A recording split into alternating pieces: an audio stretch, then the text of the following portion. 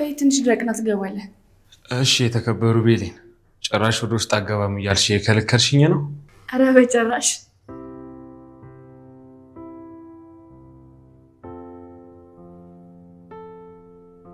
አምነን ምን ይሁንክ ነው? እሺ በቃ ግባ፣ አልከለክልህም። እንኳን ይሄን እኮ ስንት ነገር አእምሮዬ እንዳያስብ ከልክለሽኛል። ታብ ሰው እንዳያየን። የባለፈው አይነት ጊዜ አልናፈቀሽ? ናፍቆኛል፣ ግን እንደዚህ ማድረግን አቁም።